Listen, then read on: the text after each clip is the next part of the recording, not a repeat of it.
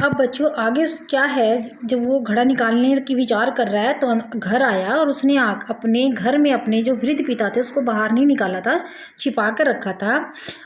पिता को सबसे छिपा कर रखा था। उसने अपने पुत्र को उदास और दुखी देखकर वृद्ध पिता ने पूछा, क्या हुआ पुत्र, आज बहुत उदास दिखाई दे रहे हो।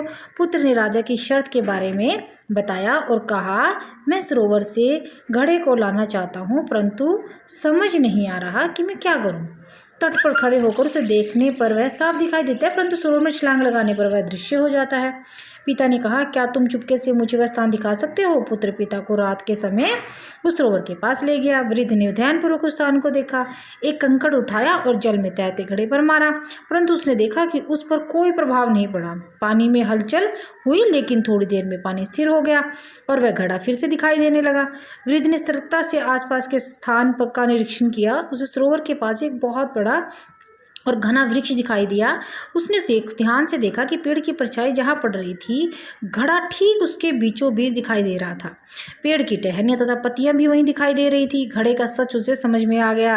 समझे बच्चों कि जो घड़ा था वो पेड़ पे रखा हुआ था और उसकी परछाई जो है पानी में नजर आ रही थी। वो अपने पुत्र के साथ घर वापस आया और उसने उसे कुछ नहीं कहा। घर आकर उसने विस्तार से अपने पुत्र को सारी बात बताई। घर आने के बाद बताया उसने उसको और घड़ा लाने के लिए प्रयास करने को कहा। युवक अपने वृद्ध पिता के कहने से आश्वस्त होकर सुबह राजमहल पहुंचा और उसने राजा से कहा, मैं भी एक बार प्रयास करना चाहता हूं। राजा ने पुनः उसे आगाह करते हुए कहा, तुम्हें याद है ना, यदि तुम इस कार्य में असफल रहे तो तुम्हें मृत्यु के घाट उतार दिया जाएगा। युवक ने मौन रहते हुए स्वीकृति सूचक सिर हिला दिया।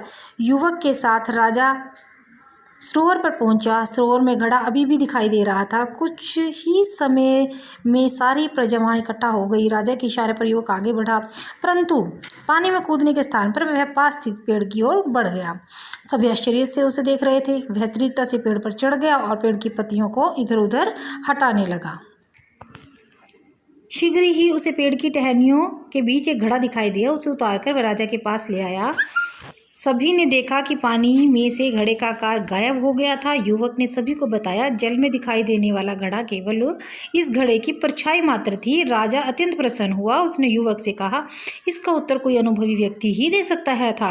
सच सच बताओ कि तुम्हें इसका उत्तर किसने बताया। युवक ने कहा, मैं आपसे क्षमा मांगता हूँ कि मैंने आपके आदेश का उल्लंघन कर अपने पिता को अपने पास छुपा कर रखा हुआ था और मेरे वृद्ध अनुभवी पिता ने ही उसका उत्तर मुझे बताया था।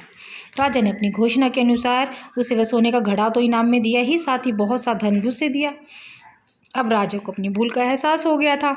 अब उसे समझ में आया था कि बुजुर्गों का होना कितना ज़रूरी है ना। तो वह वृद्धों को किसी काम के योग्य नहीं समझता था, परंतु जिस बात का युवा ने ही पता लगा पाए थे उसका पता एक वृद्ध ने सहज ही लगा लिया, बड़ी आसानी से लगा लिया।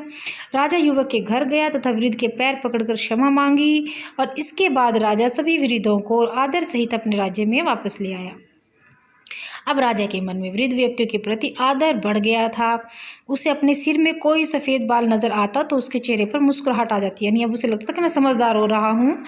तो कोई वृद्ध राह में जा रहा होता तो वह समय ही पीछे हटकर उसे रास्ता देता और उसका अभिवादन करता।